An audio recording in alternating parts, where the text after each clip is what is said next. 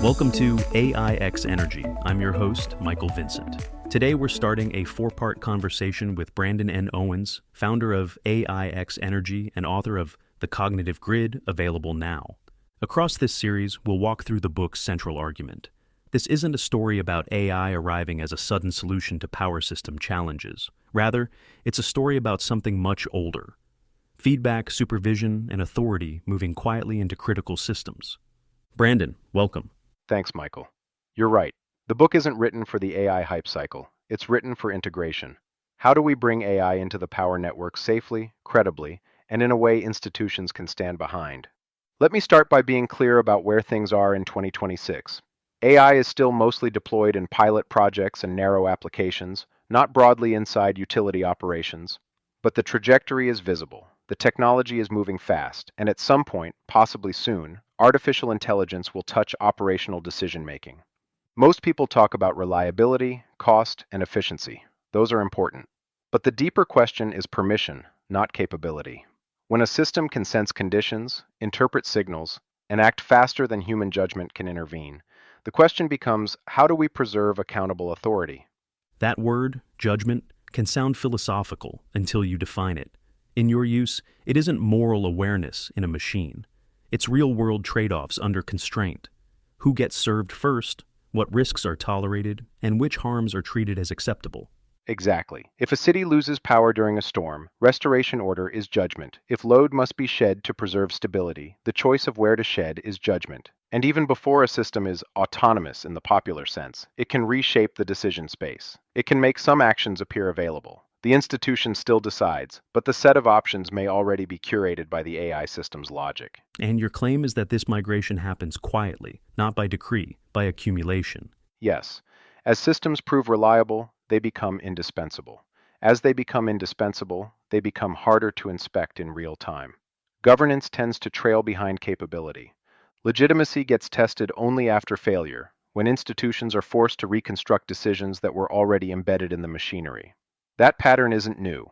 What's different now is the speed, scale, and centrality of AI systems approaching the operational edge. So, this isn't the first time automation changed what it meant to operate a power system. You argue the roots go back decades, long before anyone used the language of AI. Walk us into that history. If you want to understand what's coming, you have to understand what already happened. The grid didn't jump from manual operation to intelligent autonomy. It moved through layers: sensing, telemetry, and control systems. You point to a key inflection. Beginning in the 1960s, supervisory control and data acquisition changed what operate meant. What changed exactly? Supervisory control didn't just let operators see the system. It began interpreting the system. It determined which signals mattered, which deviations demanded attention, and how long human judgment could safely be deferred. Operators remained present, but no longer central. They watched abstractions of physical reality unfold through layers of software, trusting that machine logic would surface relevance before consequence escaped control. Judgment didn't vanish. It was reorganized. In the book, you describe supervisory control and data acquisition's technical evolution.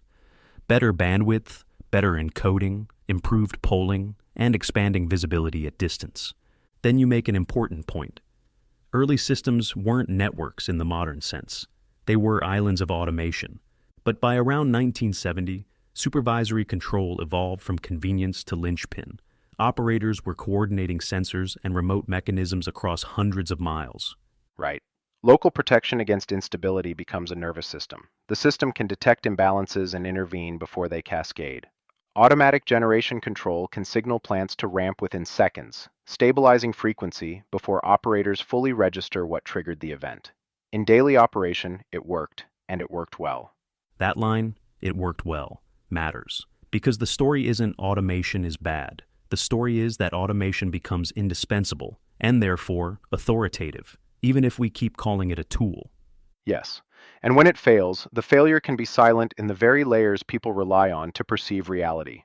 That's not just a technical vulnerability. It's an institutional vulnerability, because it makes judgment harder to reconstruct and responsibility harder to locate. You also argue supervisory control and data acquisition's early limits were institutional as much as technical. If it is confined within one utility, it can't fully govern a grid that behaves regionally, across jurisdictions and across responsibility boundaries. So the first cognitive layer is also the first boundary problem. Exactly. Interconnection turns local control into shared consequence. The machine's capacity to act quickly becomes real, but the institution's capacity to coordinate authority across boundaries becomes the limiter. That mismatch can break the system. Which takes us to blackouts. You write that grids, and the institutions charged with governing them, almost never reform in moments of calm. The modern regime of bulk power reliability emerges through rupture. You frame 4 blackouts, 1965, 1977, 1996, and 2003, as inflection points, as governance stress tests. What do you mean by that? Blackouts force reconstruction. They force institutions to answer questions they can often avoid during normal operation. Who had visibility? Who had authority? What was automated? What was discretionary? Where did responsibility reside when actions crossed organizational boundaries? When the lights go out across regions, catastrophe becomes the only teacher left. Let's start with 1965. Sure, the 1965 Northeast blackout began in a place that feels too small for the consequence it triggers, a single protective device in Ontario. A relay tripped a transmission line when power flow exceeded a setting. Load shifted to remaining lines. Those lines overloaded. The system unraveled faster than human coordination could respond.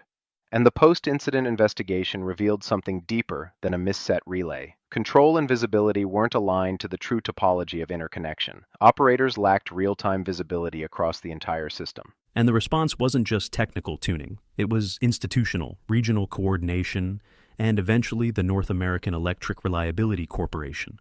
A first concerted effort to pair technical control with coordinated oversight across utility boundaries. Yes, catastrophe clarifies boundaries. It doesn't create cognition, but it forces the system to formalize where automation can act autonomously, where human intervention is required, and where institutional authority must be explicit before the next failure. After the 2003 blackout, that hardening goes further, toward mandatory enforceable standards, because voluntary coordination has limits when consequences are continental. You also emphasize that later failures revealed different fractures. In 2003, one vulnerability was the software meant to provide visibility. Alarm functionality fails silently. Operators lose timely awareness. The grid doesn't merely outpace human comprehension. The digital mediator of comprehension fails. That's right. Dependence on mediated perception becomes obvious only when the mediator fails. And when that happens, accountability becomes contested. It's no longer clear what an operator could reasonably have known, and therefore no longer clear what responsibility means. That's a governance problem. So the point isn't that automation causes failure. The point is that failure reveals whether institutions have kept pace with the automated architecture they depend on. Let me see if I've got this right. Put plainly, once systems can sense conditions, interpret signals, and act faster than human judgment can intervene, authority migrates. When failures occurs, governance often arrives after the fact, trying to reconstruct decisions that were already embedded in the machinery. Fair? Fair. And I'd add one more element. Infrastructure choices harden. Once the AI architecture is in place, technical and institutional, it becomes difficult to see and harder to change. The defaults become how the system works. That's why the book isn't a warning about distant intelligence. It's about a quiet operating shift, AI pilot projects and workflow integrations that become normal. The risk isn't simply that AI systems fail. The risk is that authority moves in advance of governance, and legitimacy becomes fragile because decisions are encountered only after consequence. So the history matters because the pattern repeats, and because the grid is a place where failure distributes harm immediately. Yes, and because the grid is where we have some of the most mature governance structures for reliability. Look, if we can't make machine-mediated judgment legible and bounded here, we won't make it legible anywhere. Brandon, thank you for laying the groundwork. In episode 2 of this series, we will move into the era that promised intelligence and often delivered instrumentation, the smart grid. We'll talk about how that gap created conditions for AI to enter as the next layer of mediation. Thanks, Michael. I'm looking forward to it. Join us next time. Until then, visit AIxEnergy.io to stay current on the convergence of artificial intelligence and energy infrastructure. I'm Michael Vincent saying goodbye for now.